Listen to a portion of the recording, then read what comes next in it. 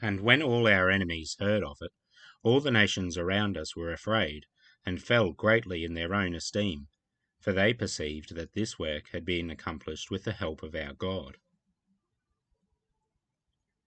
This is the third time now, in 2 letters, where Peter appeals to the flood as an example for us to learn from.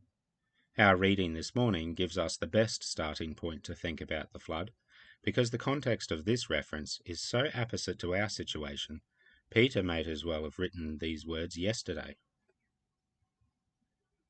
Peter seems to think there are 3 truths revealed by the flood worth teaching us about. In 1 Peter, he demonstrates that God's judgment of destruction in the flood works similar to our baptism, and they both point to the resurrection of Jesus. Evil dies so that good may blossom. Then he teaches that the example of Noah and his family show us that God knows how to rescue those whom he loves.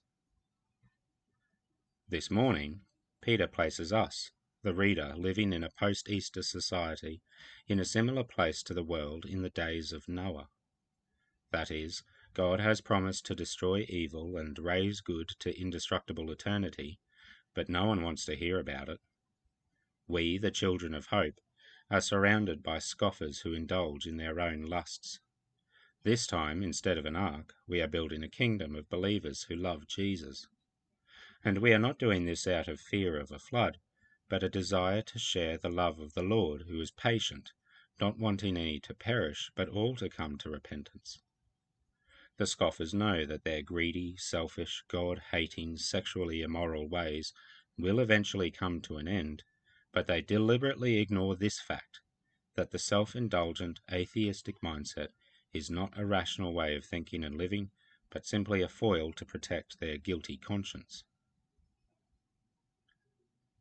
In the 2019 film adaptation of John Bunyan's Pilgrim's Progress, Christian Pilgrim is told by Evangelist, in a particularly heartbreaking scene, that he can only see the gate to the celestial city through his own tears.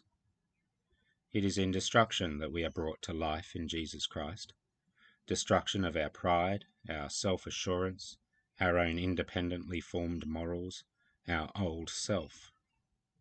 Like Paul says, the seed planted must die before the sprouting happens. Just as our hearts were broken at our own conversion, so too will the hearts of every scoffer and enemy. The mighty resurrection power of our God destroys evil so that good may come, a beautiful manifestation of God's power, and the sharing of which with us only glorifies him further.